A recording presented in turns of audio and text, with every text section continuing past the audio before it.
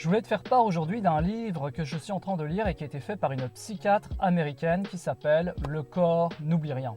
Alors pourquoi je te parle de ça aujourd'hui? Parce que je voulais m'intéresser particulièrement aux relations hommes-femmes. Encore une fois, on y vient, mais oui, c'est ce qui fait tourner le monde, comme l'argent d'ailleurs. Mais en fait, je voulais savoir pourquoi les hommes et les femmes souvent retournaient auprès de leur tortionnaire. Bon, j'exagère le mot, mais c'est vrai, c'est ça.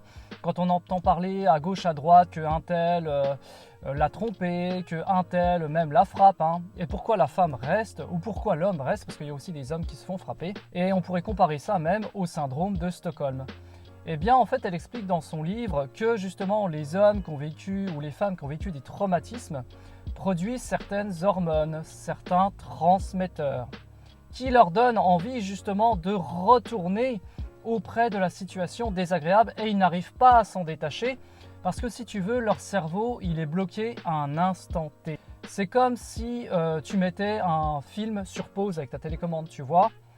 Et c'est impossible, même en remettant le bouton lecture, que le film reprenne son cours habituel.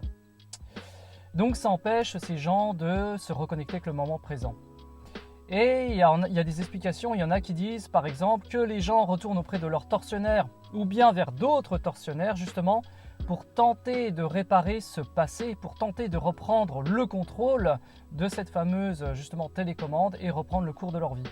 Sauf que ça ne marche pas parce que ces gens sont à la limite drogués par ces fameuses hormones. Donc on pourrait dire finalement que les relations modernes s'apparentent au syndrome de Stockholm, là où la victime tombe amoureuse de son bourreau.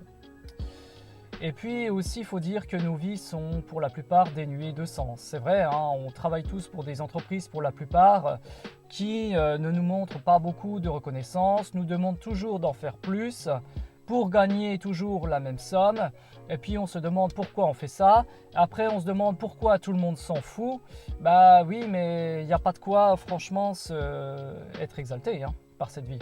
Donc les gens pour la plupart aussi là vont regarder des séries qui provoquent de l'adrénaline sur Netflix, ou bien certains vont s'adonner à des activités qui peuvent représenter un risque, qui peuvent faire là aussi monter la tension, comme du saut en parachute, sauter d'un pont, etc. Faire de la moto à toute allure sur l'autoroute, prendre des risques insensés et même provoquer, là encore une fois, des dramas dans les couples. Parce qu'on n'a pas de sens. On ne sait pas quoi faire de nos vies, donc à la limite on provoque nos propres actions, nos propres pertes.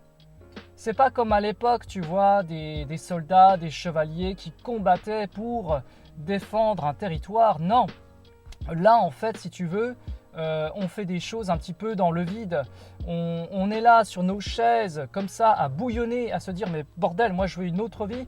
Et c'est comme si on nous mettait entre quatre murs, comme ça, et on nous empêchait de sortir. Finalement, on a tous des prisons grandeur nature. On a l'impression d'être libre, mais sans l'être. Parce qu'on est tous finalement sous des semblants de démocratie, où les gens se retrouvent de plus en plus épuisés, démunis de pouvoir sur eux-mêmes, alors que finalement nous avons tous un grand pouvoir en nous-mêmes et il est temps de reprendre le contrôle parce que c'est la seule solution. Donc c'est un travail qui est long et pénible parce qu'il faut se défaire justement de ces drogues qui appellent au négatif pour pouvoir basculer enfin vers du positif. Allez, bon dimanche à toi.